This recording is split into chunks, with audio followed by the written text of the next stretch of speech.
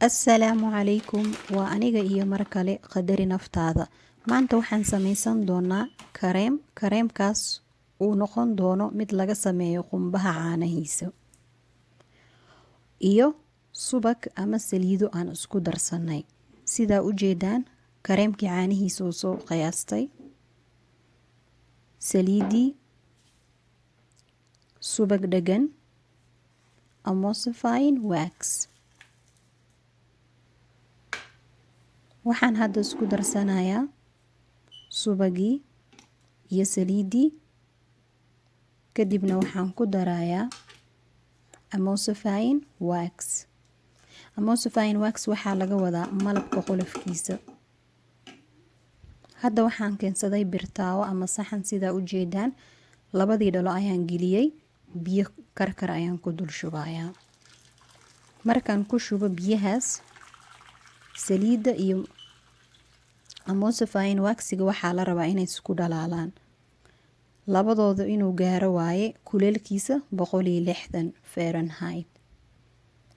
Dhaladii ayaan ka gadistay. Waxaan ku shubtay dhalo in yar ka weyntii hore. Sidaa u jeedaan saliidii, makiinadaas waxaa lagu xurbiyo ayaa u baahan tihiin ama waxyaabaha lagu shiito. Saliidii way taalaa, caanihii ayaan ku dul shubay. Waan qasayaa marka hadda. Markaad qasaysiinne aad makiinada iska ilaaliya. Haddii kale way nagu soo faniinaysaa. Waad qasaysaa ilaa iyo 3 daqiiqo. Aad ayuu u jilcanaanayaa. Laakiin waxaad ogaataan marba markii ka dambeeyo oo kuleelkii hoos u dhaco, kareemkana wuxuu sii adkaanayaa. Marka ilaa 5 daqiiqo saas iskugu qasto, waad sugaysaa 20 daqiiqo camal. Haddana aan isla aragna balse buu noqday. Wili aad u jilcan yahay, soo ma jeedaan? Hadda waa iska dhigay. Waxaan rabaa inaan iska dhigo. Kadib waxaan idin tusi doonaa asagoo wax yar soo adkaaday. Sidaa u jeedaan hadda waxaan ku darsanayaa maadadii kareemka aan ku dhalanaynin bakteeriyo si uusan u soo urin ama uu u yeelanin midab kale jirkaadana uu u dhibin. Waa isku qasanayaa. Ma u jeedin quruxdiisa? Maasha Allah.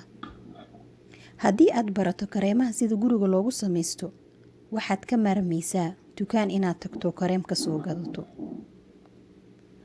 Coconut-ka qumbaha caanihiisa waxaan u doortay sababta waxay ahayd qumbaha caanihiisa vitamin C badan ayaa ka buuxo. Vitamin C-gana maqaarka aad ayuu ugu fiican yahay oo wuxuu dib u ridaa kadkaduudka ama duqnimada ayuu la dagaalamaa. Dhalaal qurux badanne wuu ku siinayaa. Wasaqdana wuu ka meerayaa. Intaasoo dhan ayuu isku darsaday. Kareemkan markaad isticmaasho jirkaada aad ugu bagaa. Waana kareem aad u khafiifsan sida looshinka camal. Looshinada iyo kareemada kale oo subaga ay u badan yihiin way kala bedelan yihiin. Waa u jeedin caag ayaan ku shubtay. Kareemkan wax caraf dhan kuma aanan darin sababtoo ah qof aanan caraf rabin ayaa u sameynayay. Sidaa u jeedaan gacanteyda ayaan mariyay. Qafiif qurux adiga dhan xariir iyo dhaldhalaal wuu ka dhigayaa. Maasha Allah. Haddaba waa kaasaa asxaabay.